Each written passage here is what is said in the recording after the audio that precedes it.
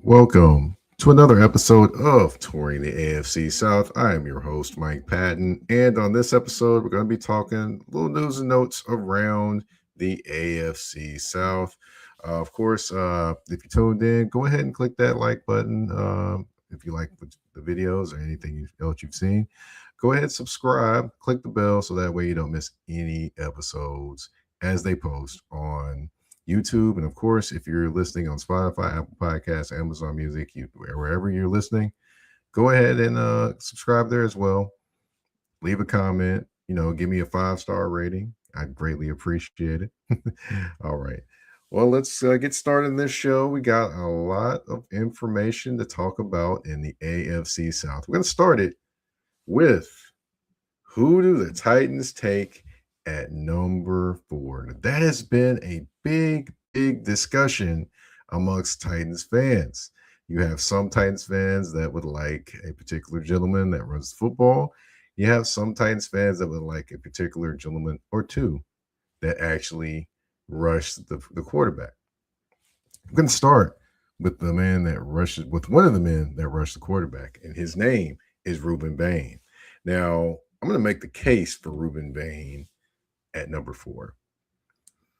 Now, just to give you a little background, he most recently had his pro day at the University of Miami.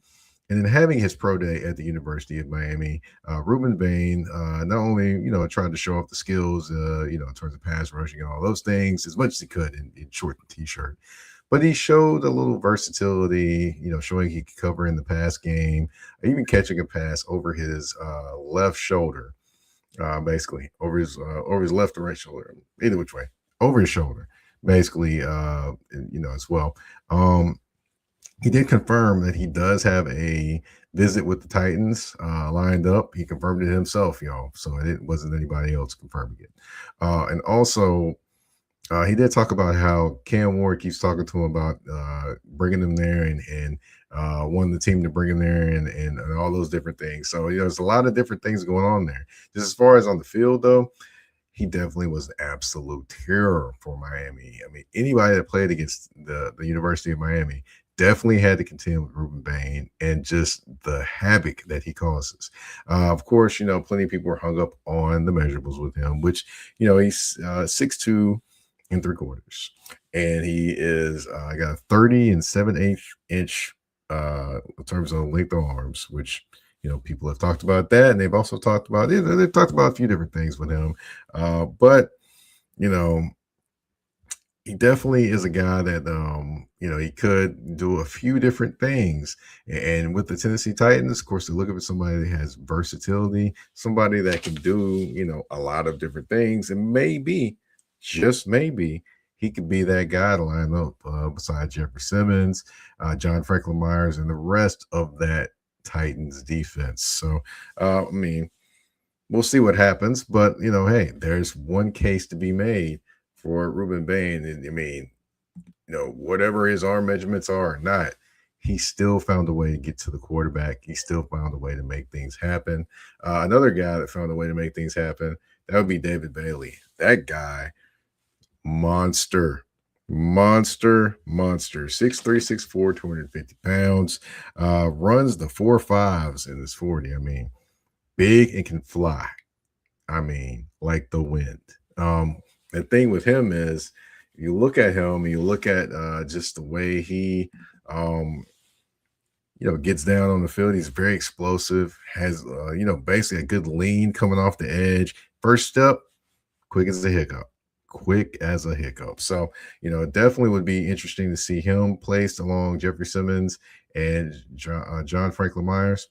That would be, yeah, that would be pretty nasty. And I mean, it isn't like Bailey is a small guy by any means, so he could probably move around himself along that defensive line too. So gives you a lot of multiple weapons, gives you a pure pass rusher as well with the measurables to go along with it, which, that's where Ruben Bain doesn't have the measurables by some, I guess, pro metrics, and it just has concerns from some people that are scouts. David Bailey has all those measurables, and he has the lean coming off the edge. Now, do we know if he can cover in the pass game? We don't know that. I mean, we just saw Ruben Bain practicing those different things at his pro day. However, we don't, we never really seen him do a lot of that in pads. Neither have we seen that with David Bailey. He's just a bigger version of what I would say probably what Ruben Bain is, with a little bit more lean and a quick as a hiccup first up. But you do have to wonder, is he going to be there at 4? So that's something to think on. Last person to talk about, Jeremiah Love. Now, the case for Jeremiah Love, incredible skill. I mean, he's 6 foot, 214 pounds, running a 4.36 40. And when you're watching his feet move and he's doing his drills, running back, man, them feet are going. They are going. Very quick feet, can get in and out of cuts, and can catch the football really, really well, and actually can run routes. I mean, probably heard me talk about this on the show. I believe I talked about this with On the Clock's Cortland Griffin when he was on the show. But basically, after he did all the running back things, you running back, the choice routes and all those different things, he actually went and did wide receiver routes as well. And it looked pretty fluid doing so. At 6 foot, 212, 214 pounds, that's nasty work. So imagine that incredible skill. Can run the ball with power. He can run the ball with elusiveness as well. I was watching a couple bits of tape, and there were some holes for the Titans running backs to run through. Imagine if Jeremiah Love hits that exploding through the hole. It just didn't seem like there was always that explosion there with Pollard when he was trying to get through there, even though I'm not saying he's a bad back. I'm just saying, as you get older, that's when that explosion fades. With Jeremiah Love, an instant infusion of explosion, power, and speed. He's going to run hard like Pollard does, but just a little bit more turbocharged than Pollard. Also, of course, like I mentioned, catch the ball in the backfield, and he can be a versatile weapon. You could line him up. What if, I'm just throwing this out there, what if you had him and Tajay Spears in the backfield together, and one of them went out in the pass pattern or spread out in the slot or did some things? I'm just throwing these things out there. I'm not saying they're going to happen. I'm just, kind of going over scenarios in my head. What if that was to happen? I mean, that would be pretty amazing to watch happen. So, I mean, and it would also put a lot of stress on the defense, and, they have to account for that weapon that is Jeremiah Love. So with that, it could make things a little bit easier for Cam Ward in terms of, different people that open down the field or just making those big plays happen. So, all three of those guys in Ruben Bain, David Bailey, and Jeremiah Love are all pretty special talents. All guys that can change the game. It's just a matter of who do you believe in the most in terms of changing the game? Do you believe in Ruben Bain changing the game the most as a defensive end, kind of with some question marks, per the scouts? Even though I think, hey, if he can play, he can play. It doesn't, measurables don't mean everything. As far as David Bailey, is he going to be there? He definitely has all the measurables and all the tools. He has all the, as they say, the skills to pay the bills. And then also, of course, you have Jeremiah Love, who would be an incredible weapon to put beside Cam Ward, and then with all the other weapons that they do have on this offense, it would add to it for sure, and give him more weapons. Of course, we got about a month, a little less than a month before the NFL draft gets here. And boy, oh boy, that's going to be some fun times. We see some people get selected that some people thought wouldn't go there, and some people get selected where people were like, oh, okay, he went there. He was supposed to go there. You're going to have a lot of those different things happen leading up to the draft. And of course, you'll have the aftermath of people trying to figure out, well, what happened here? What happened to this player? What happened to that player? We'll see what happens when it comes to the NFL draft. But, of course, free agency is still going on out there. So there's not a ton of big deals going on. Those deals are pretty much all, gone except for, maybe extensions perhaps. But a lot of the big deals have already been made. So a lot of 1 and 2 year deals have been talked about and, been signed over this last week or so, in terms of free agency and the kind of the slow down of everybody throwing money at everything. But one guy the Jaguars were interested in was a guy that not a lot of people probably know about. I know about him because I've seen him play for the Seattle Seahawks, and apparently the Jaguars had seen him play too. Of course, one of their coaches, former Seattle coaches, is actually on the Jacksonville staff, and Shane Waldron. And that wide receiver's name is Jake Bobo. Now, Jake Bobo, I said to the Jags almost, Jake Bobo to the Jags almost. He actually got signed to he's a restricted free agent for the Seattle Seahawks. He got signed to a 2-year offer sheet worth 5.5 million and 4.5 million guaranteed. The Seattle Seahawks had 5 days to match it. Didn't even take them 5 days to think about it. They matched that deal and brought him back. Now, I will say, to the naked eye, you don't look at Jake Bobo and see a ton of things. You see a guy that runs like a 4.99 40. He's a 6'4" guy, runs like a 4.99 40. So he's not necessarily the fastest of guys. And if you look at his numbers, 2023 was his best year. I mean, he had 19 receptions, 196 yards, 2 touchdowns. It's been going steadily trending downwards in terms of the catches that he's made and the yards as well. And last year, of course, battling injuries, 2 receptions, 20 yards, no touchdowns. As I said, battling injuries. So with that being said, he could have been a valuable piece for the Jacksonville Jaguars. Let me explain how he could have been a valuable piece for the Jacksonville Jaguars. You don't necessarily have to be fast running in the red zone. You don't. For those who don't know what the red zone is, that's from the 20-yard line in to the goal line. That's the red zone. And being 6'4", all he's got to do is be able to get up there and get the catch, get in the end zone and make the catch. A lot of times, Jake Bobo, when the ball is thrown to him, he is a guy that is going to catch the football. He's not going to put too many on the ground. So, with him being there in Jacksonville, would have given them a big security blanket in terms of, somebody that can actually catch the ball in tight situations on the goal line or, the 10, 15, 20-yard line. Another thing that he does is he blocks really, really well. And we know this Jaguars team wants to be physical. They want to push you around a little bit. Jake Bobo would have fit that perfectly for that offense, which now is going with Chris Rodriguez as one of their main backs, or could be Tootin as well. But just in my estimation, it'll be Chris Rodriguez. And if that's the case, it's going between the tackles a little bit more. Jake Bobo, that fits you, my good sir. But unfortunately for the Jacksonville Jaguars, that does not fit. They could not. They sold him on Jacksonville, but Seattle matched it and brought him back. So, I mean, unfortunately, hey, it is what it is. You got to keep looking. In this aspect, they may want to look around to maybe some veteran tight ends or something of that nature to add to that team.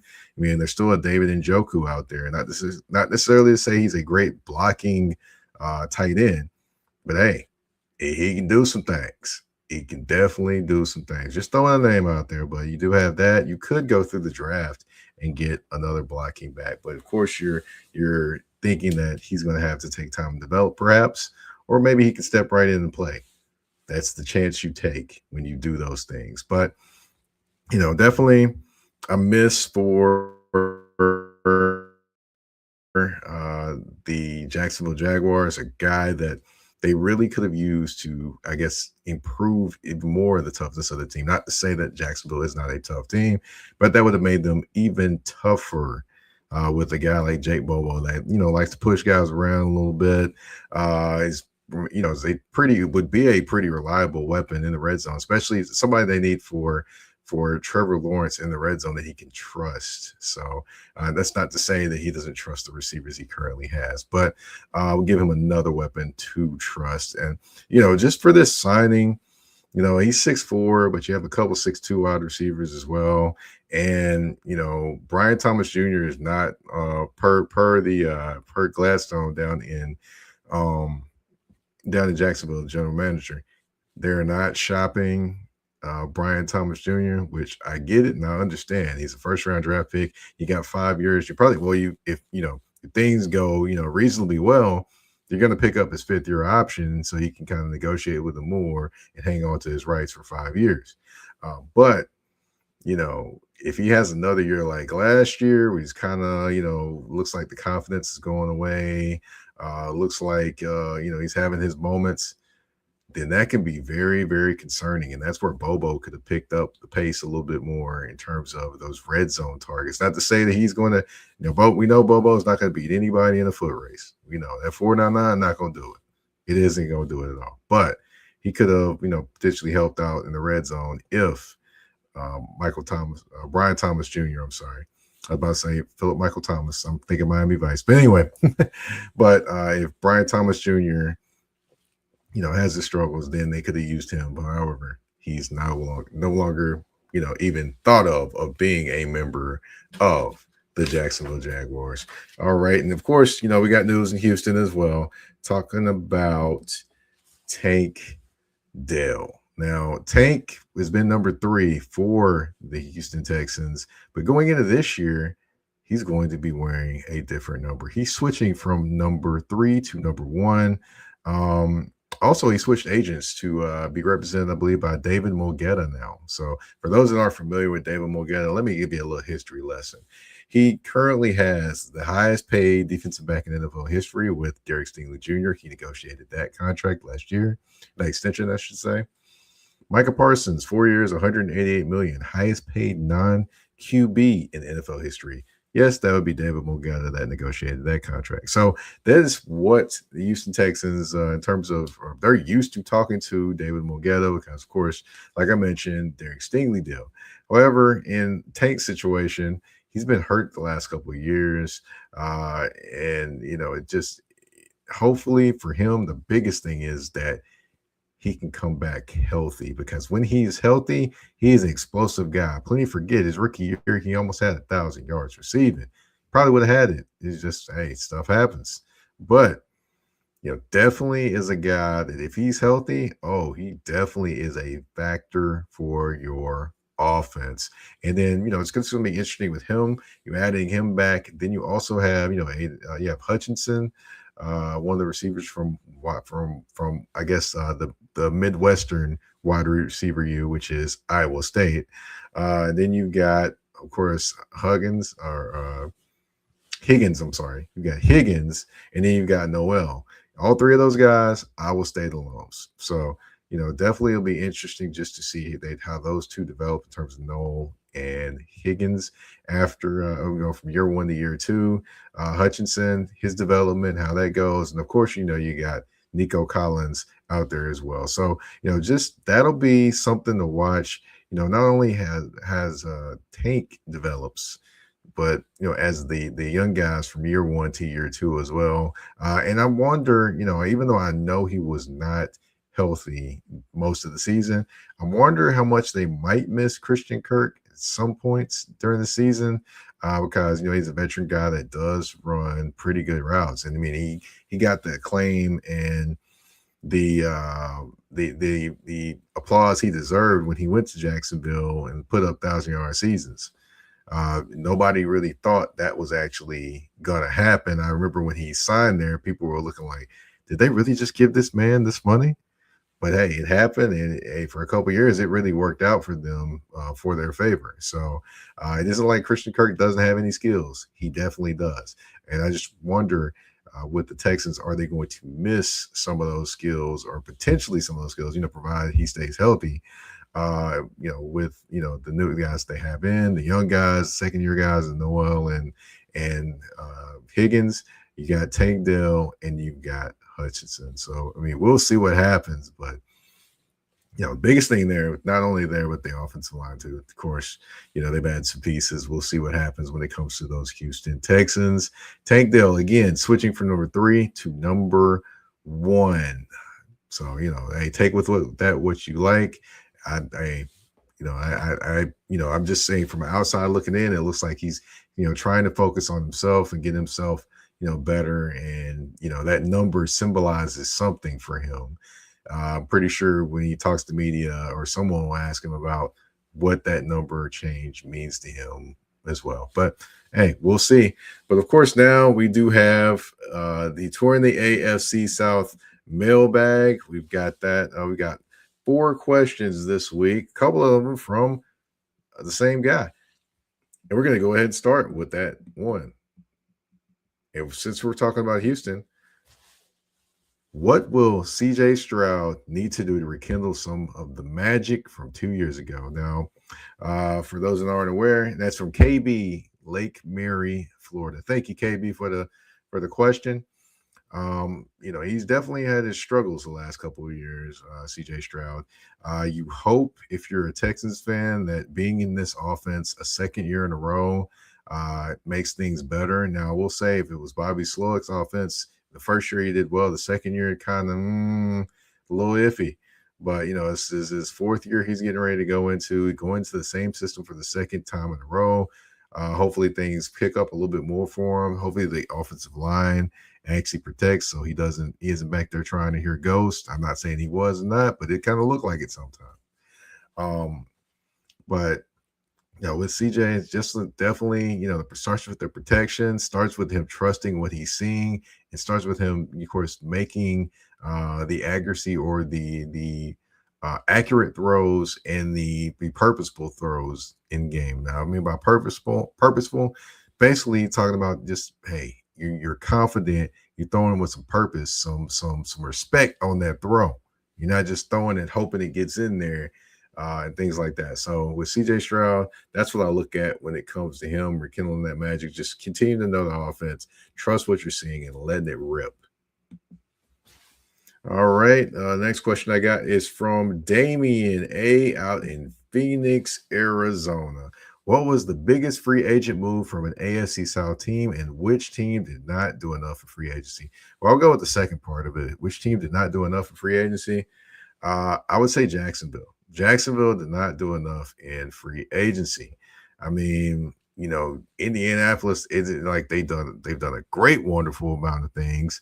But Jacksonville, it seemed like they were content to stay pat where they were. They did lose Devin Lloyd. They did lose Travis Etienne. So they basically, or Etienne, they did lose 2 key players with their team on both sides of the ball.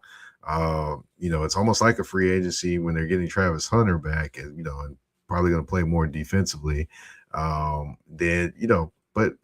it just seems like they could have done a little bit more things, kind of rattle things up. And it's just interesting to see that they have really, at this point, they have guys that are there, but they don't have a definitive guy to be like, okay, cool. I'm going to stick you in the spot where Devin Lloyd is, and you can give us some of the same things that he gave us. I can't name another player on that roster at the linebacker position that can do some of those things. So, I mean, we'll see what happens, who they line up there, if some things change. Whatever happens, we'll definitely find out if they were prepared or they kind of bit off more than they could chew with letting Devin Lloyd go. Same thing for Travis Etienne as well, although I do have a little bit more positivity towards Chris Rodriguez Jr. and just the stable of Jacksonville backs, along with Liam Cohen's propensity to do well running the football. So, we'll see what happens when it comes to that. But those are just my thoughts. Okay. As far as the biggest free agent move in the AFC South, I can't really call Daniel Jones a free agent. I can't really say some of these people are free agents when they re-signed with their teams. They were already there. It's almost like it's an extension. But what I can say, the acquisition of John Franklin Myers for the Tennessee Titans is huge. I mean, it gives you another guy that can move around that line that you have to account for in every single play. Not to say that the Titans didn't have players that were making things happen. However, you did have people that you had to account for. The one person you always had to account for was Jeffrey Simmons. Now you have John Franklin Myers in there. You have to keep an eye on him as well. So with that happening, what does that mean for Jeffrey Simmons? A little bit more freedom up front. Provided, of course, the attention goes away, but which I think it will, but a little bit less attention at times, which means he could go to work. And last year, people saw what he did when he went to work, getting a career high in sacks for his career. So we'll see what happens. But I think John Franklin Myers is the biggest free agent move in the AFC South. Uh, you know, but there were other ones. I could have picked plenty of other ones from the Titans that, you know, were basically some of my favorite ones are the biggest free agent move, but I just wanted to keep it one at a time. All right. Speaking of Titans free agent moves, Bruce L. in Clarksville, Tennessee, favorite and least favorite signing for the Titans. Actually, my favorite one, I gotta say, probably Alontae Taylor. I'll give you that one because I do like to watch defensive back play. I'm a former defensive back, played all the way through college. So I do like to watch the cornerback play. And Alontae Taylor definitely is a guy that can play inside, can play outside. Definitely is a student of the game. The footwork is nice. Of course, every corner is going to get beat from time to time. It happens. No corner is just going to lock everybody down all the time, all season. It doesn't. It rarely happens where a defensive back goes out there and never gets beat the entire season. It's going to happen every now and again.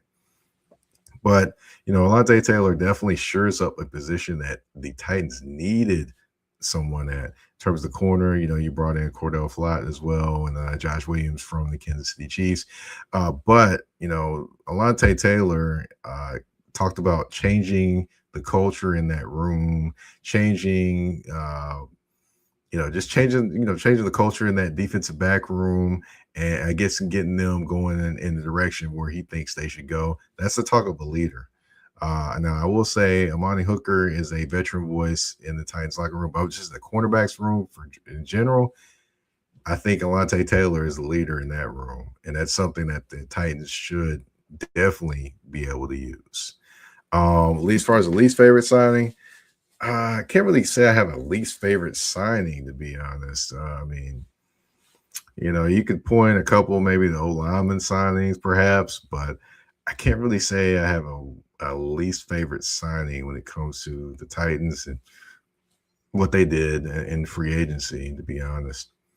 All right, and the last question I have here, again, that we're bringing on back home, we got KB from Lake Mary, Florida. He basically, will Anthony Richardson get a legit shot this season?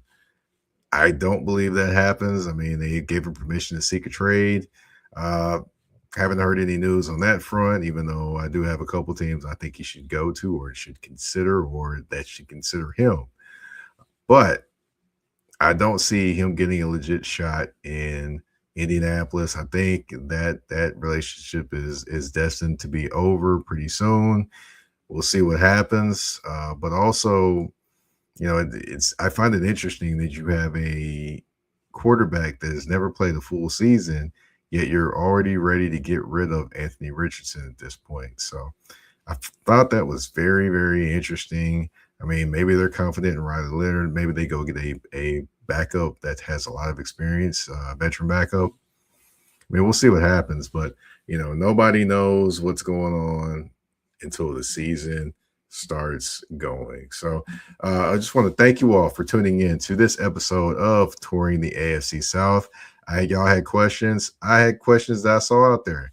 Had to get them answers. Had to do that. Of course, my name is Mike Patton. You can find me on the artist formerly known as Twitter at Mike Patton82. That's MikePatton 82. You can also find that handle on Blue Sky. You can also find me on Instagram and Threads at that's THA, not THE, _general_MP. Touring the AFC South is on all listening platforms, whether it be Spotify, Apple Podcasts, iHeartRadio, Amazon Music, you name it, we are there. Go ahead and subscribe. Like I mentioned before, subscribe, like, share, do all the things. Click the bell so that way you don't miss any episode on here. Click the bell on Spotify, Apple Podcast, or iHeartMusic, or wherever you listen, so that way you can get the news that you can use. I'm Mike Patton. This has been Touring the AFC South. We're out. Peace.